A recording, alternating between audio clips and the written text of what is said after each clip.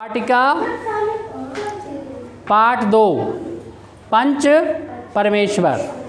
प्रश्न नंबर 5 में कहा गया था कि अपने शब्दों में इसको बताइए। तो यहाँ पर 5वें का गा हम लिख रहे हैं, यानी तीसरा वाला। जुम्मन ने धृष्टा के साथ उत्तर दिया, रुपए क्या यहाँ फलते हैं? तो इसका उत्तर अपने मतलब ये बताना है इसको कि इसकी व्याख्या करनी है, ये कहाँ से लिया गया है। खाला ने जब जुम्मन से कहा कि तुम्हारे साथ मेरा निवाह नहीं होगा, क्योंकि जुम्मन शेख की बीवी थी करीमन, वो खाला को रोटी देने में भी, खाना देने में भी ताने दिया करती थी, जिससे खाला बहुत परेशान हो गई थी। जुम्मन शेख से इसकी जब शिकायत करी, जुम्मन शेख ने भी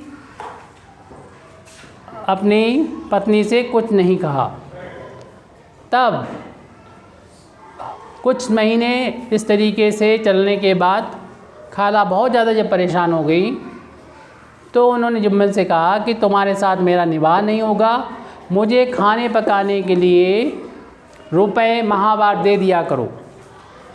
जिस पर जुम्मन शेख ने धृष्टा के साथ उत्तर दिया कि रुपए क्या यहाँ फलते हैं?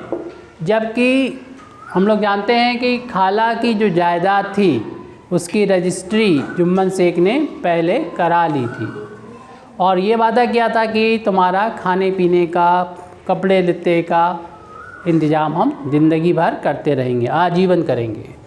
अब 5वें का जो चौथा वाला था, जिसे हमने 5वें का घा नंबर डाला है, उसमें था जुम्मन को ये फैसला आटो पहर खटकने लगा। जब ये झगड़ा, खाला और जुम्मन शेख का झगड़ा पहुंचा सरपंच के पास, पंचों के पास पहुंचा, तो सरपंच अलगू चौधरी थे। अलगू चौधरी ने, जो कि जुम्मन शेख के दोस्त थे, मित्र थे, उन्होंने फैसला जो दिया, सुनाया, वो जुम्मन शेख की उम्मीद ऐसी नहीं थी। उसकी उम्मीद जुम्मन शेख को ना थी कि ऐसा फ़ैसला जुम्मन शेख के खिलाफ पक्ष में नहीं जाएगा।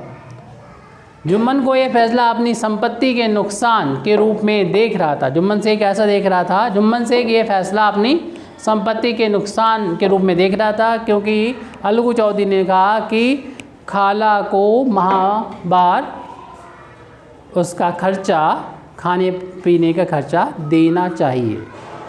ये सुनते ही जुम्मन शेख को ये फ़ैसला चूँकि पसंद नहीं आया था, तो दिन रात उसको ये फ़ैसला एक चुभ रहा था, इससे वो सो नहीं पा रहा था। उसे ऐसा लग रहा था कि मेरे साथ नाइंसाफ़ी हुई है, तो उसे पसंद नहीं आ रहा था।